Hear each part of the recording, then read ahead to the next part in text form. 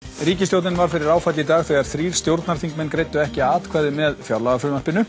Ljóst á ummælum formanna ríkisstjórnarflokkana í dag að stjórnin getur ekki reitt sig á stuðning þessara þingmanna eftirleiðis og Steingrímur J sagði reyndar í fréttum áðan að þeir gætu tæplega starfað í þingflokki VG að óbreyttu.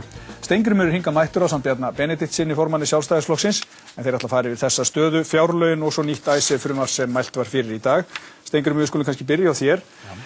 Hvað áttu við þegar þú segir að þau get ekki starfað í þingflokknum að óbreyttu? Það er nú ekki alveg nákvæmlega eftir mér haft, það er fyrirsögn fréttamanns. Ég sagði að við gætum ekki látið eins og ekkert hefði gerst, þetta væri stór og alvarlegur atburður.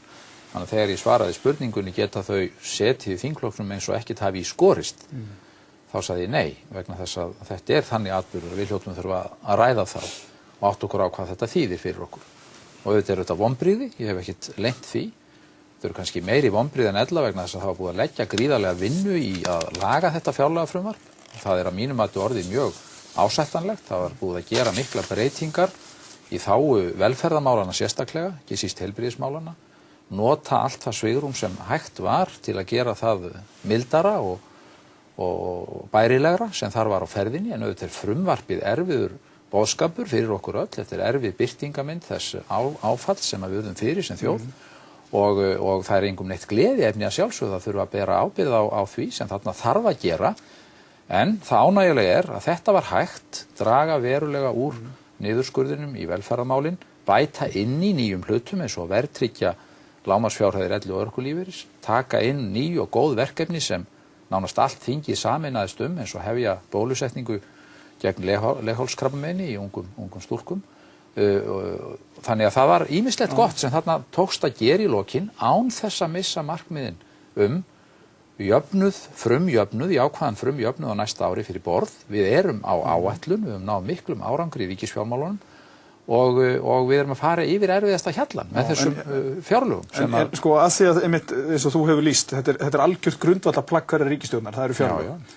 Það eru 3 þingmenn sem að fara fyrir borð. Já. Í hvaða stöðu er ríkisstjórn og ríkisstjórnarsamstarfið eftir þetta? Ég meina, það er varla samt. Nei, þetta er visst áfall, það er alveg rétt. Þetta er það bæði svona pólitískt í almennu skilningi. Við vorum þó með meiri hluta atkvæða á þingi, 32 atkvæða bak við frumvarpið. Það hefur svo sem áður verið tæft og við sjáum í erfiðleikum margra annarra landa að menn eru í barningi með að koma í gegn fjárlögum í þessar erfiðu aðstæður. Írar rétt mörðu sín í gegn og svo framvegis. Það hafa áður orðið uppákomur á Íslandi af þessu tagi að menn hafa sett í hjá við einhverja hluta fjárlaga. Ekki lokaafgreiðsluna. Nei, það er mjög sjaldgæft. Og ég dreg ekkert úr því að þetta var okkur erfitt, að þetta skildi fara svona, en ég segi, þetta er ekki bara svona pólitískt erfitt út á við, þetta er auðvitað erfitt félagslega. Þetta er erfitt fyrir okkur og það góða fólk sem er búin að leggja mikla vinnu í að reyna að gera þetta frumvarp eins gott og hægt er að einhver hluti félaga þeirra og félaga okkar skuli ekki treysta sér til að axla með okkur byrðarnar af því að fara með þetta í gegn. Já, áður með hleypum Bjarna, hver er þá staða þessara 3 einstaklinga innan þingflokksins? Ég meina, njóta þau trausts eða er líklegt að þau fara úr þingflokknum? Þau verða auðvitað fyrst og fremst að svara fyrir það, af hverju þau sáu sig. Finnst þér þau eiga heima í þingflokknum vegna þess að aftur og aftur styðja þau ekki? Og það er þeirra auðvitað fyrst og fremst að svara hvernig þau telja sína stöðu nú vera gagnvart ríkisstjórninni eða okkur sem þingflokki. En finnst þér að þau eigi að vera í þingflokknum eftir allt það sem undan er? Ég mun ekki mæla með því að neinum verði vísað á þingflokki, en það er ekki okkar lögum að gera það. Það eru allir velkomnir í okkar þingflokk sem að vilja vinna þar og vinna með okkur og við fagnum öllum stuðningsmönnum ríkisstjórnar sem eru það í reynd og sem eru það per definísjón sem að verja þessa ríkisstjórn falli ef að henni er veist og sem að reyna að leggja sitt að mörkum við að koma mikilvægustu málum hennar áfram. En þegar svona stórt mál eins og fjárlagafrumvarp lendir í hrakningum af þessu tagi, þá er það auðvitað alvarlegur atburður, það er tilgangslaust að neita því og mér dettur það ekki í hug. Já, Bjarni, hvernig metur þú stöðuna vegna þess að þó að þau styðji ekki fjárlögin sem slík, þá gera þau það náttúrulega á allt öðrum forsendum heldur en þið sjálfstæðismenn, þau vilja fara alltaf rátt heldur en þið vilja til dæmis fara, þannig að það er kannski ekki hægt að túlka þetta sem einhvers konar sigur fyrir ykkur þannig. En hvernig metur þú ríkisstjórnarsamstarfið eftir þetta? Það er auðvitað laskað eftir þetta og það kemur dálítið á óvart að þetta skuli vera bara birtast í atkvæðagreiðslunni sjálfri. Ég hef svo sem ekkert miklu við það að bæta sem að fram er komið í umræðinni að svona margir þingmenn úr öðrum stjórnarflokknum lýsi vantrausti á fjárlagafrumvarpið í heild sinni í raun og veru, telji sig ekki geta stuttað, sitja hjá við atkvæðagreiðsluna í öllum atriðum. Það eru mjög sterk skilaboð og fylgja þessu eftir með yfirlýsingu sem að ekki bara snýra að fjárlagafrumvarpinu, heldur skorti á lýðræðislegum vinnubrögðum, að það sé rangt að vera í Evrópusambands leiðangrinum og það sé alltaf mikið forungjaræði og svo framvegis. Þetta fylgdi allt með í pakkanum. Þannig að það er sjálfur sér ekkert fagnaðarefni fyrir okkur að það skuli vera þetta ástand á stjórnarheimilinu, en það blasir hins vegar við öllum að þetta eru mikil ótíðindi fyrir stjórnarflokkana og það hafa verið mikil veikleikamerki, finnst mér, á vinnslu fjárlagafrumvarpsins alveg frá upphafi, alveg frá því að því var teflt fram vegna þess að þá strax byrjuðu margir stjórnarþingmenn að lýsa vonbrigðum sínum með frumvarpið. Já, áður en við förum kannski inn í innihaldið, mér langar nefnilega að því að nefndi þetta með foringjaræðið og vinnubrögðin, það var ekki lýðræðislega gert og allt þetta. Hver eru viðbrögð þín við því?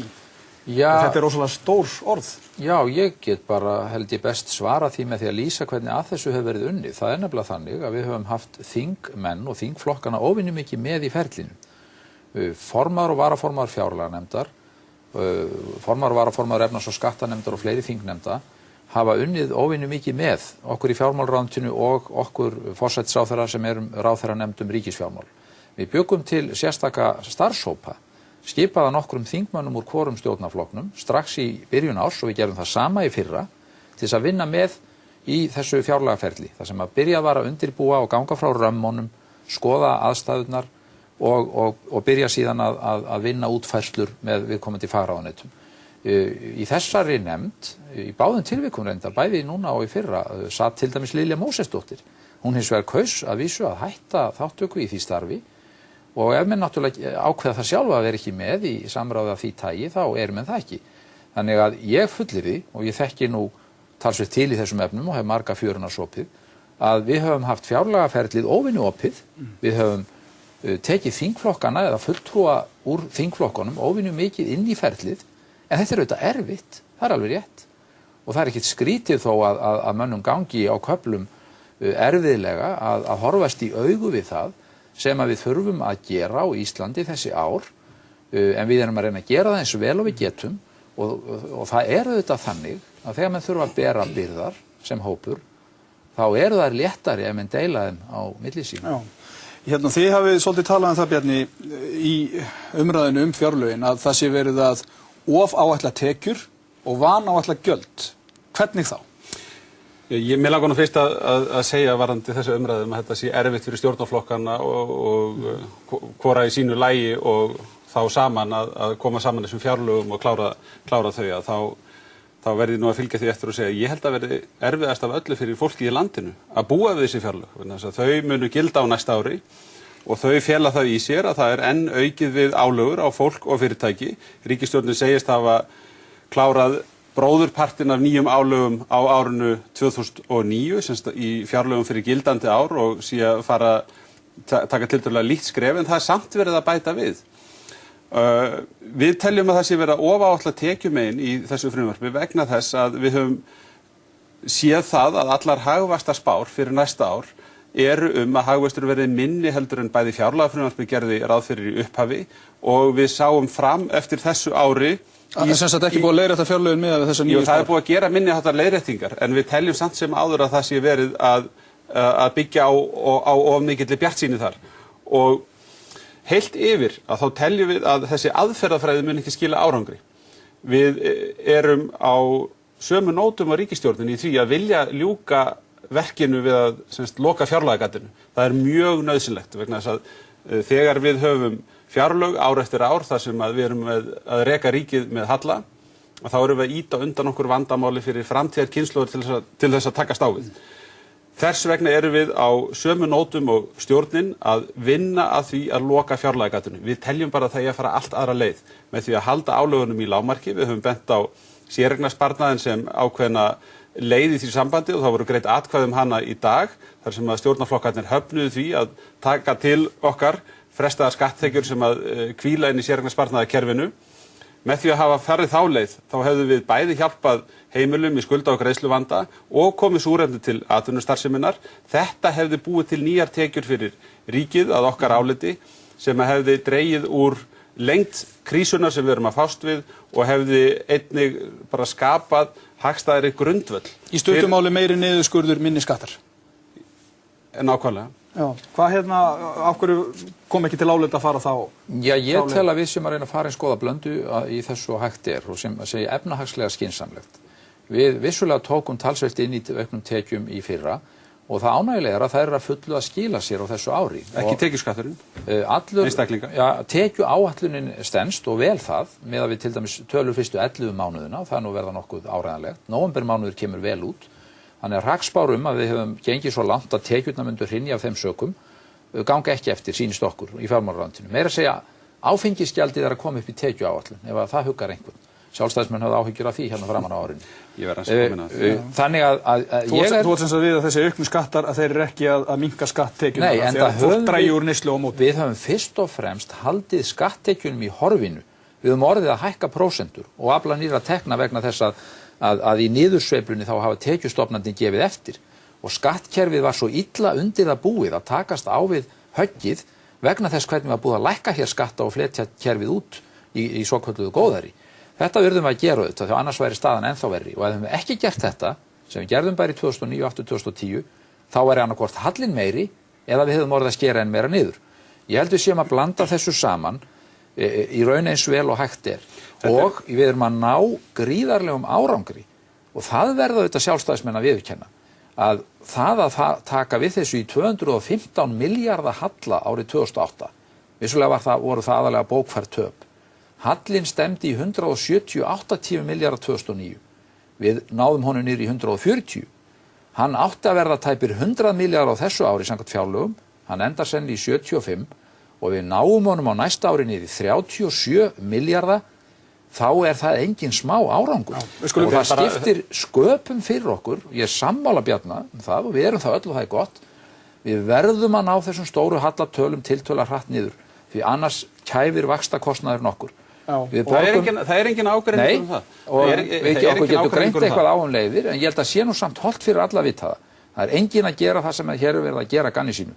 Það nauðsynlegt fyrir okkur að láta ekki vaxtakostnaðinn vaxa og vaxa og það verður engin velferð á Íslandi ef að ríkissjóður fer á hausinn. Nei, en þú vilt bregðast aðeins við þessu með skattana. Ég verð að fá að gera það. Í fyrsta lagi vegna þess að hér talað að tekjuáætlunin sé að ganga ágætlega eftir. Það ekki vegna þess að skattarnir sem áttu að skila sér með hærri skattprósentum sé að skila sér til ríkisins. Það vegna þess að það eru aðrar tekjur sem eru óvæntar og óviðkomandi þessum nýju sköttum sem hafa verið að skila sér til ríkisins og ríkið hefur líka verið með minni vaxtakostnað á þessu ári heldur en menn gerðu ráð fyrir. Nú þetta nú tölu sem líka fyrir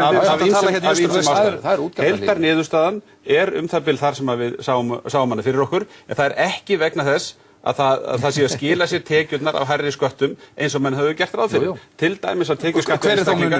Já, það munar til dæmis það bil 6 milljörðum í tekjuskatti einstaklinga þar sem hann að skila minna í ríkiskassan heldur en að áður hafði verið ráð fyrir gert. Og fyrst að hér verið að tala um tóbak og áfengi og aðra slíka hluti, það að stór breytast hér neyslumynstur hjá fólki vegna þess að það búið að hækka álögurnar svo gríðarlega. En þannig skildist engri rétt að voru tekjurnar áfengisgjaldinu ekki að minnka? Það að koma upp aftur, það bara þannig. Það eitthvað eins að koma upp meðað við það sem var búið að slá það niður. En þar held ég að við séum með dæmigerðan skattstofn aðtuga það. Það ekki verið að hækka álagningun á þessar vörur sem ég ætla nú ekki að gera einhver sérstakur talsmaður fyrir og setja hér á oddinn í skattaumræðinni.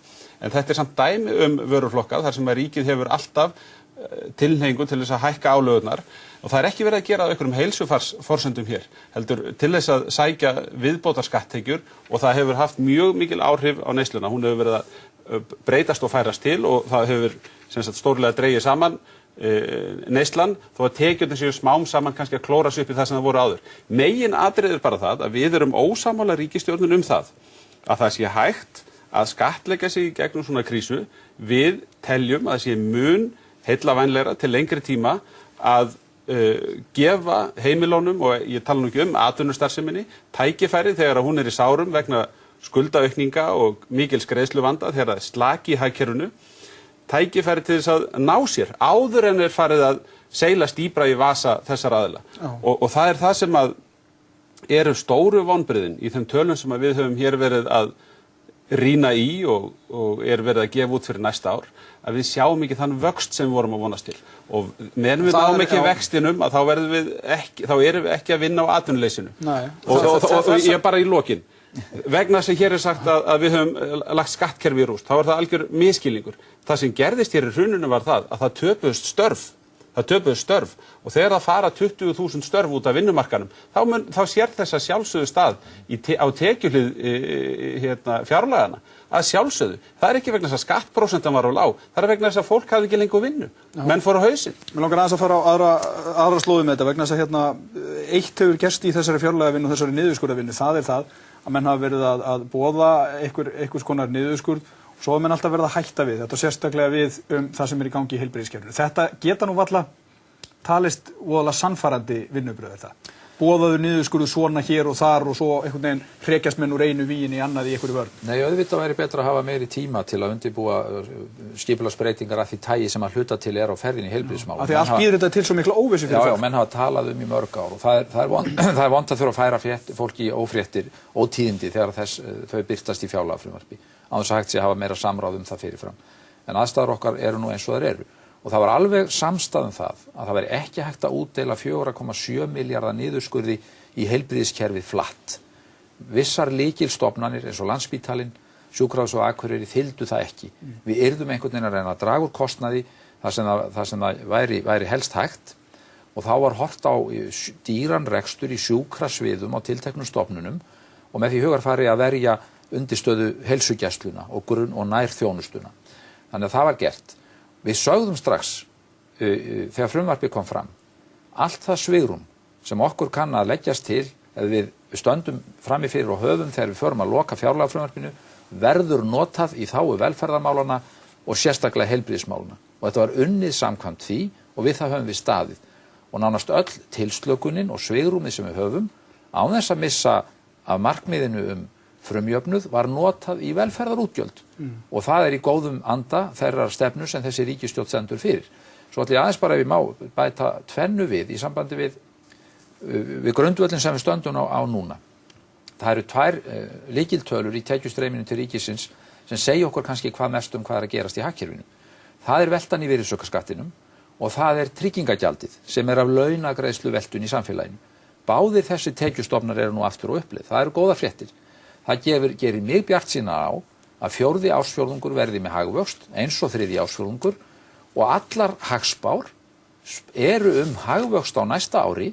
Auðvitað vildum við gjarnan miklu minni heldur en var áður. Já, en það samt hagvöxt. Það bakslag. Það samt hagvöxt og það þýðir það að íslenska hagkerfið snúið við. Það lagt af stað í vöxt og menn ættu nú að láta það eftir sér svona góðum degi að gleðjast þó yfir því. Þó við vildum gjarnan að hann yrði meiri. Það gerum við svo sannlega. Vandinn sá að þessi ríkisstjórn, hún hefur sett grundvöll sjávarútvegsstarfseminnar á Íslandi, sjávarútvegsfyrirtækjanna á Íslandi í visst uppnám, vegna þess að það ekki einu sinni á hreinu að það að standa við niðurstöðu sáttanefndarinnar sem var skipuð að fara samningaleiðina eða niðurstöðu hennar var að fara samningaleiðina. Hún hefur líka verið með mjög óskýra stefnu í orkunýtingarmálum og það hefur ekki tekist að ljúka endanlega ákvörðunum nýtingu orku og auðlinda. Með þessari skattastefnu sem hér hefur verið rekin og með vissu samráðsleysi sem hefur verið til staðar í varðandi framkvæmd niðurskurðaraðgerða, þá hefur skapast hér óvissu ástand ásamt með því að fyrirtækin og heimilin hafa verið að bíða eftir úrlausnum sem betur fyrir að koma fram núna þó seint sé. Þetta allt saman, þessi kokteill af ákvörðunum sem á ábyrgð ríkisstjórnarinnar að valda þessari óvissu sem leiðir til þessara niðurstöðum hagvöxt á næsta ári. Við bara hálfa mínútu vegna sem verðum að fara yfir í ASF. Ég kentu það nú bara, það margir góðir hlutir verið að gerast núna undanfarið. Ég fagna þessu sérstaklega með fyrirtækin. Skuldamál heimilanna. Núna samkomulagið skuldamál lítilla og meðalstóra fyrirtækja. Það fættist reyndar bara mús eftir jóðsóttina fyrir heimilin. Mjög mikilvægt. Og við erum að fá ýmsar fleiri, frekar jákvæðar vísbendingar heldur en hitt.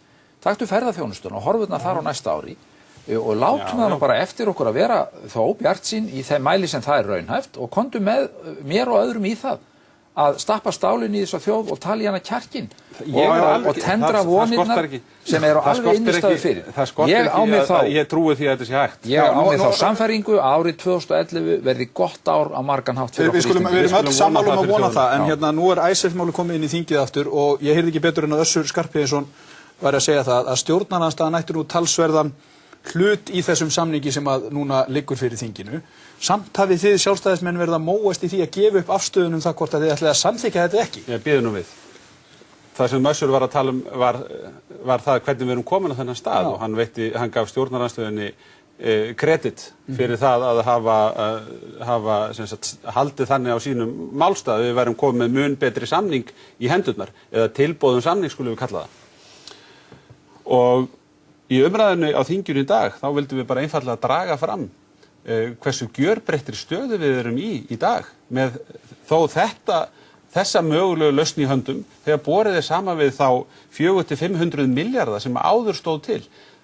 Það sem við leggjum til dæmis áherslu á í því samhengi að heildarskuldbinding samkvæmt nýja samkomulaginu það bil 1/10 af því sem að menn lögðu til í upphafi að veita ríkisábyrgð fyrir. Þegar menn spyrjum okkar afstöðu núna, þá vil ég hafa eitt á hreinu. Ég fylgdist mjög náið með því sem var að gerast í þessari samninganefnd. Ég átti gott samstarf við Lárus Blöndal. Ég vissi nákvæmlega hvaða atriði það voru sem menn voru að glíma við í samskiptunum við Breta og Hollendinga og ég hafði í öllum megin atriðum hugmyndum það að hvaða niðurstöðum menn hefur komist sérstaklega efnahagslegu þættina. Ég tel hins vegar langvarlegast og skynsamlegast núna að gefa sér tíma í það að fara ofan í saumana á þessu samkomulagi sem liggur fyrir og komið fyrir þingið, skoða lagalegar áhættur, þær eru til staðar vegna dómsmála sem að munu falla á næsta ári, efnahagslegar áhættur sem eru til staðar vegna sem við vitum ekki hvað mun á endanum koma út úr þrotabúi Landsbankans og út af genginu, fara ofan í þetta og það verður gert inn í fjárlaganefndinni og þar verða okkar fulltrúar, ég mun fylgjast með því ferli og við í þingflokki Sjálfstæðisflokksins og ég lofa einu, við munum komast að niðurstöðu sem við teljum að verði til mestra heilla fyrir þjóðina. Það hún sem hefur verið í forgrunni hér og reyndar telji að það sé hún sem eigi allan heiðurinn að því að við höfum komist að þessari stöðu með því að fella fyrir hugmyndir í þjóðaratkvæði. Akkurat, það var ekkert annað að skilja Össur og þú svo sem hefur fylgst mjög vel með þessari umræðu að þú getur varla farið undan því Steingrímur að það voru mistök hjá ykkur, gríðarleg mistök að ætlast til þess að fyrri samningurinn samþykktur. Í ljósi þess sem núna liggur á borðinu. Ekki hollast að viðurkenna það bara? Já, en býtum nú við vorum í þeirri stöðu sem við vorum fyrir 1,5 ári síðan og gerðum þá þann besta samning sem við töldum að við getum fengið við þær aðstæður. Við urðum að semja út frá þáverandi stöðu Íslands sem var mjög erfið og veik. Við höfðum afar lítinn gjaldeyrisvaraforða. Við gátum ekki tryggt að við gætum tekið á okkur greiðslur næstu árin og við töldum því öruggast að fá þetta lána til lengri tíma og semja þar leiðandi fasta vexti og það dýrt, það kostar að fá peninga lánaða til langs tíma. Bjarni veit vel að þessi samanburður sem fór með hér áðan út úr öllu korti. Samninganefndin sjálf metur það svo að þarna séu rúmlega 100 milljarða munur og vegna þess að aðstæður hafa lagast, endurheimtur hlutfallið búsins hefur hækkað, gengið hefur styrkt, vextir hafa haldist mjög lágir og lækkað og greiðslur borist búinu fyrir þannig að margt hefur lagst með okkur að þessu leyti og gert hvaða samning sem ódýrari. Og þessi samanburður sem samninganefndin gerir án núvirðingar þannig að með núvirðingu kann það að byrja að vera minna. En ég sammála því, þetta tilbúð að ganga með mjög hagstæðum hætti frá þessu máli. Meðal annars vegna þess að Hollendingar og Bretar eru komnir niður í strípaðan raunverulegan fjármögnuna kostnað sinn og gefa þó nokkurt vaxtahlið samt. Þannig að það afar ólíklegt að við getum nokkuð tíma að rekna með því að fá hagstæðari vexti frá þeim því þá eru þeir að útskýra fyrir sínum þingum og sinni þjóð að þeir verður fannir að niðurgreiða beinlínis fjármögnunarkostnað. Sem er ólíklegt. Áttu vona því að þetta fari í gegn? Ég bind vonir við að svo góða samstaða sem tókst og helst til enda og sameiginleg niðurstaða samninganefndar skipaði af fulltrúum allra stjórnmálaflokka að hún verði grundvöllur til þess að klára þetta mál í góðri samstöðu og það væri mikil og góð gjöf fyrir okkur sem þjóð ef okkur tækist nú að sameinast það. Það sem við þurfum að sameinast er að taka afstöðu þessu máli sem kemur þjóðinni til heilla og það hefur ríkisstjórninni mistekist til þessa. Ég verð að fá að segja eitt varðandi samanburð. Þú ert vonandi ekki að segja, Bjarni, að menn hafi tekið út frá afstöðu hver sig og allir saman út frá neinu öðru en því sem þeir töldu á hverju stigi vera þjóðinni fyrir bestu. Nei, ég tel hins vegar að menn hafa komast að rangri niðurstöðu þegar menn reyndu í viðleitni sinni til þess að taka slíka ákvörðun. Já, þá vil ég bara segja þetta samanburðin. Eini sanngjarni samanburðurinn á gömlu og nýja samningnum, eða þessari nýja tilboði, sá að spyrja sig, í hvaða stöðu voru þingmenn þegar þeir greiddu atkvæði með því að veita ríkisábyrgðina? Fyrst þegar samningurinn lá fyrir, þá var áætlað að það myndi falla 490 milljarðar á íslenska ríkið með því að veita ríkisábyrgð fyrir þeim samningi. Síðan kom næsti samningur. Það var áætlað þá, þegar þingmenn greiddu atkvæði, að það myndi falla það bil 400 milljarðar á íslenska ríkið með því að veita ábyrgð fyrir honum. Nú hafa aðstæður breyst og menn segja að þetta mun lægri tölur í dag. En það verður að skoða þetta út frá þeirri stöðu sem máli var í þegar menn greiddu atkvæði. Bjarni, þú mátt alveg hafa þennan mun 700 milljarða við líður betur með það, sko, en ég held að sé bara... Við erum þó allavega saman það er allir sammála það að þessi samningur er betri heldur en... Það er bara grundvallaratriði Sigmar, vegna þess að Steingrímur hann var að lýsa því hér áðan, hversu erfið staða hefði verið þegar þessar ákvarðanir voru teknar og við höfum búið við þröngan kost. Ég get tekið undir það, en það hvarflaði hins vegar aldrei að mér. Vegna þess að ég hef þá sannfæringu að við höfum enga lagaskyldu í þessu máli. Það hvarflaði ekki að mér að veita ríkisábyrgð fyrir 400 til 500 milljörðum sem var það sem stjórnarliðarnir gerðu. Já, við þurfum ekki að fara meira við það vegna þess að við þekkjum þá sögu. Ég þakka ykkur báðum kærlega fyrir að koma hingað í Kastljós og við heyrum jólalag eftir skamma stund. Þakka þér og bara gleðileg jól.